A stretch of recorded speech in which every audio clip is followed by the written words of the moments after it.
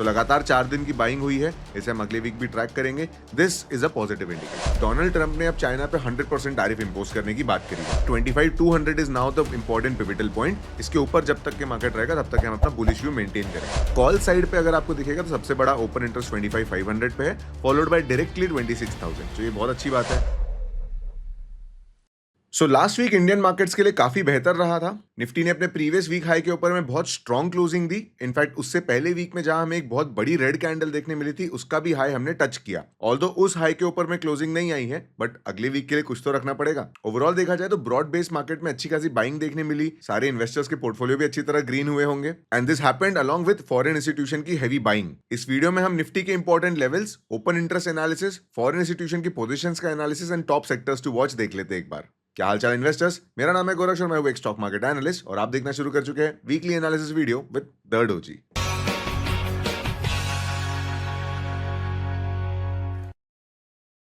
Nifty analysis करने से पहले मैं आपको बता दूं कि अभी मार्केट में एक और नया डेवलपमेंट आया है कि भाई डोनाल्ड ट्रंप ने अब चाइना पे 100% टैरिफ इंपोज करने की बात करी है। सो चाइना बेसिकली क्या करता है, उसके पास में जो उसकी मेन पावर है ना, वो उसके रेयर अर्थ मिनरल्स है, और इसमें America is completely dependent. In fact the world is very much dependent on China. So China इस रेयर अर्थ मिनरल के सप्लाई को अब कंट्रोल करना चाहता है। एंड जैसे ये पॉलिसी चाइना ने अनाउंस करी कि भाई ऐसे कुछ मेजर्स हो रहे हैं, डोनाल्ड ट्रंप ने फिर तुरंत रिएक्ट कर दिया और उसका सबसे फेवरेट वेपन टैरिफ लगा दिया। सो additional 100% of tariff will be applicable on China अगर ये चीज फॉलो थ्रू करती है फ्रॉम 1 नवंबर। तो इसका क्या इंपैक्ट होता है एक बार शॉर्ट में आप समझ लो। शॉर्ट टर्म में पहली बात तो देखो, ग्लोबल सप्लाई चेन में दिक्कत आएगी। तो ऐसा नहीं है कि भाई चाइना का नुकसान हो रहा है तो इंडिया का फायदा होगा, इंडिया का भी नुकसान होगा, क्योंकि अल्टीमेटली हम भी इंपोर्ट ही करते हैं। अब ये रेयर अर्थ मिनरल कहां पे यूज होते हैं? आपके सेमीकंडक्टर्स में, इलेक्ट्रिक व्हीकल में, बेसिकली मॉडर्न टेक्नोलॉजी जहां पे भी लग रही है वहां पे ये रेयर अर्थ मिनरल्स आपको लगते ही है। तो इसका सप्लाई या डिमांड में कोई भी डिस्ट्रप्शन आता है तो शॉर्ट टर्म में सारी जगह पे नेगेटिव इंपैक्ट ही आता है। हाँ, अब लॉन्ग टर्म में इसका कुछ फायदा हो सकता है, लेकिन ये टैरिफ लॉन्ग टर्म रहेंगे क्या? क्योंकि अमेरिका को भी तो वो चाहिए ना मिनरल्स। सो अगर long term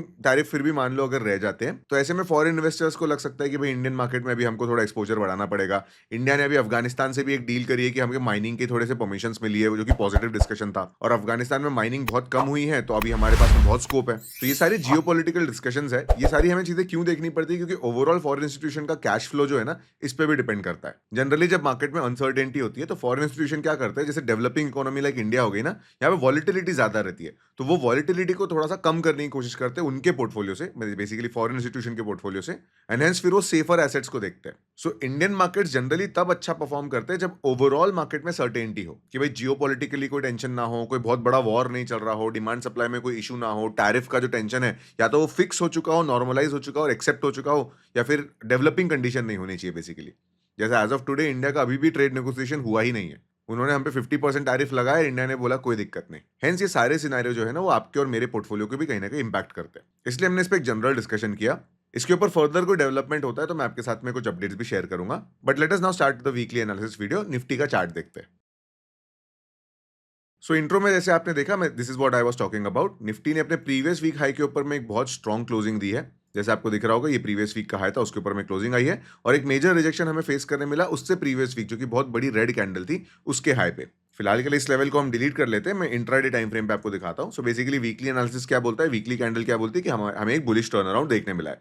30 minute time frame पे भी आपको देखने मिला होगा एक higher high higher low pattern दिख रहा है, जो कि क्लियरली एकदम टॉप पे एंड हुआ है, राइट। सो बेसिकली निफ्टी ने एक बहुत स्ट्रॉन्ग क्लोजिंग दी है, एक सस्टेनेबल बाइंग हमें देखने मिली थ्रू आउट द वीक। अगर आप देखेंगे तो सपोर्ट से एक प्रॉपर लिक्विडिटी लेके मार्केट ने एक प्रॉपर एक अपवर्ड ट्रेंड यहाँ पे बनाया है। मैं आपको एक बार अच्छे से दिखा भी देता हूँ। देखिए, इफ यू सी दिस, तो यहाँ पे एक बहुत अच्छा अप ट्रेंड बना है। यहाँ पे एक बार एक बेंड आपको देखने मिला था, जो कि क्योंकि ये जो रैली थी बहुत स्टीप हो गई थी, इतना तेजी से मार्केट ऊपर नहीं बढ़ सकता है, तो मार्केट में एक थोड़ा करेक्शन आया, थोड़ी सी लिक्विडिटी ग्रैब की एक सपोर्ट से। सपोर्ट पे एक प्रॉपर एक आपको प्राइस एक्शन डबल बॉटम दिख रहा होगा, उसका रीटेस्ट दिख रहा होगा, एंड देन मार्केट ने फिर अपनी जर्नी कंटिन्यू करी। सो अब नेक्स्ट रेजिस्टेंस जो मार्केट का है वो आपको दिख रहा होगा, जो प्रीवियस वीक का हाई था, basically 25,400 previous to previous week का हाई जो था, वो हमें एक बार रीटेस्ट करना पड़ेगा। यहाँ पे अगर सेलिंग आती है तो कोई सरप्राइज नहीं रहेगा, और अगर ये लेवल टूट जाता है तो फिर हमारे पास नेक्स्ट रेजिस्टेंस रहेगा एट द लेवल ऑफ 25,600, और फिर 25,800 का जो एक गैप पेंडिंग है, अभी भी एक गैप फिल नहीं हुआ है। मैं आपको दिखा सकता हूँ थोड़े प्रीवियस चार्ट पे कि भाई जब मार्केट में बेयर रन चालू हुआ था सितंबर 2024 में, तब यहाँ से मार्केट एक गैप डाउन किया था, तो ये गैप फिल नहीं किया। तो ये रहेंगे अपसाइड के कुछ इंपॉर्टेंट टारगेट्स। इससे ज्यादा ऊपर के टारगेट्स का हम आज डिस्कशन नहीं करेंगे, जब मार्केट उस लेवल पे पहुंचेगा तब उसे देखते हैं। अब इंपॉर्टेंट सपोर्ट्स की बात कर लेते हैं। सो जस्ट इन केस अगर मार्केट अपना प्रीवियस रेजिस्टेंस से थोड़ा रिजेक्शन लेता है, सो एक नया रेजिस्टेंस बिकम सपोर्ट हमारे पास में रहेगा, जो कि इस लेवल पे रहेगा 25,200। So basically 25,200 is now the important pivotal point. इसके ऊपर जब तक के मार्केट रहेगा तब तक हम अपना बुलिश व्यू मेंटेन करेंगे, and the next support will itself be 25,200। अगर ये सपोर्ट टूट जाता है तो फिर नेक्स्ट डबल बॉटम का जो बॉटम लेवल है 25,000, that will be the critical support. नीचे के सपोर्ट लेवल भी है वैसे 24,800 के, बट मार्केट में अब इतना बेयर सेंटीमेंट आएगा कि वी कैन नॉट से। इसी के साथ में इस वीक हम लोग निफ्टी बैंक के लेवल्स भी देख लेते हैं, वहां पे भी कुछ इंटरेस्टिंग हो रहा है। सो बैंक निफ्टी का वीकली टाइम फ्रेम चार्ट मैं आपको भी दिखा रहा हूँ स्क्रीन पे। आपको दिख रहा होगा कि भाई बैंक निफ्टी काफी बुलिश दिख रही है, राइट। अगर overall correction in the market की बात करी जाए तो बैंक निफ्टी अपने ऑल टाइम हाई से सिर्फ 1 या 2% नीचे है। मतलब डेफिनेटली जितने भी लोगों ने पिछले साल में बैंकिंग सेक्टर में अपनी पोजीशन एक्यूमुलेट की थी, उनका पोर्टफोलियो तो बहुत आउट परफॉर्म कर रहा है मार्केट को। And as per analysis we were actually the people who did invest इसमें। आप मेरे फ्री टेलीग्राम पे इसको चेक भी कर सकते हो, लिंक मैं डिस्क्रिप्शन में छोड़ दे रहा हूँ। अब how to calculate the next target of bank Nifty. तो यहाँ पे हम depth of consolidation method use करेंगे। यहाँ पे हम previous swing low of bank Nifty से लेके एकदम प्रीवियस ऑल टाइम हाई को मेजर करेंगे। इस लेवल को प्लॉट करके हम रख देंगे अपने नए basically previous all time high के ऊपर में। सो बैंक निफ्टी के नेक्स्ट इंपॉर्टेंट रेजिस्टेंस या नेक्स्ट इंपॉर्टेंट टारगेट जो है वो आते हैं अराउंड 60,000 के लेवल, 61,000 का लेवल आता है, विच इज फैंटास्टिक। अभी as of today banking sector इस रैली को लीड भी कर रहा है, जो कि हम सेक्टर एनालिसिस में देखेंगे भी। बट अगर हम 30 मिनट टाइम फ्रेम जो कि इंट्राडे टाइम फ्रेम में इसको डिस्कस करें तो हमारे पास में एक क्लियर रेजिस्टेंस है बैंक निफ्टी का, जो कि प्रीवियस स्विंग हाई है, which is around this level 57,000। So there are high chances कि मार्केट इस लेवल को बेसिकली बैंक निफ्टी इस लेवल को विजिट करेगा। इसके बाद में अगर बुलिश नेचर कंटिन्यू रहता है तो हम आगे वो 60,000 के टारगेट की बात करेंगे। चलिए अब ओपन इंटरेस्ट एनालिसिस करके देख लेते हैं कि भाई कहाँ पे मार्केट में क्लियर रेजिस्टेंस और कहाँ पे मार्केट का क्लियर सपोर्ट है। So what a beautiful change in the chart, right. आपको स्क्रीन पे जो दिख रहा है ये ओपन इंटरेस्ट का चार्ट है for the next week, basically अभी 14 अक्टूबर की जो एक्सपायरी है उसके लिए। सो कॉल साइड पे अगर आपको दिखेगा तो सबसे बड़ा ओपन इंटरेस्ट 25,500 पे है, फॉलोड बाय डायरेक्टली 26,000। तो ये बहुत अच्छी बात है। एंड ओवरऑल पुट साइड के बार्स इस बार ऊंचे है। पुट साइड, पुट सेलिंग का मतलब क्या होता है? देखो, ओपन इंटरेस्ट का मतलब होता है ऑप्शन सेलर्स की ओपन पोजीशन। तो जो ओपन पोजीशन है मतलब ये पोजीशन का उन्होंने ऑर्डर डाला है और अभी भी होल्ड करके रखा हुआ है। सो पुट सेलिंग मतलब बुलिश ऑर्डर होता है। ये बेसिकली बुल्स है जो अपने अपने स्ट्राइक प्राइस को डिफेंड कर रहे हैं। तो 25,200 के स्ट्राइक प्राइस पे आपको क्लियर एक सपोर्ट दिख रहा होगा। फॉलो इनफैक्ट हर 100 पॉइंट पे आपको बहुत अच्छा ओपन इंटरेस्ट दिख रहा है। सो पुट साइड पे ओआई डेवलपमेंट बहुत अच्छा हुआ था लास्ट वीक में। मतलब मार्केट में ओवरऑल अब बुलिश सेंटीमेंट ज्यादा है। अभी एट द मनी पे हम देखेंगे तो कॉल और पुट अच्छे खासे सेल किए, ये नॉन डायरेक्शनल ऑर्डर्स है। और अगर हम रेजिस्टेंस की बात फिर से करें तो 25,200 सॉरी 25,500 का सबसे क्लियर रेजिस्टेंस है। उसके बाद में तो सीधा ऑल टाइम हाई पे ही सबसे ज्यादा ओआई है, बट क्योंकि वीकली है इसलिए ऐसा ओपन इंटरेस्ट दिख रहा होगा। चलिए मंथली टाइम फ्रेम पे देख लेते हैं कि भाई कहाँ पे कौन से बार्स है। सो सबसे ज्यादा स्ट्रॉन्ग सपोर्ट अगेन 25,000 के लेवल पे, पुट का सबसे बड़ा ओपन इंटरेस्ट वहां पर है। नेक्स्ट रेजिस्टेंस जो है आपका 25,500 पे है, फॉलोड बाय अगेन 26,000 का open interest, right. So call OI at strike price of 26,000 is the highest and put OI at the strike price of 25,000 is the highest. मतलब 25,000 रहेगा एक इंपॉर्टेंट सपोर्ट। चलिए अब देख लेते हैं कि future open interest on index कैसा है। ऑलराइट, सो हम ये डेटा को 6 महीने से ट्रैक कर रहे हैं। ये डेटा 6 महीने में एज सच कभी बुलिश तो टर्न अराउंड हुआ नहीं। इस वीक भी अगर हम देखेंगे तो ये 7.5% बुलिश नेचर पे है। मतलब only 7.5% of the positions are in bullish side, 92% भी पोजीशंस अभी इंडेक्स पे शॉर्ट साइड पे ही है।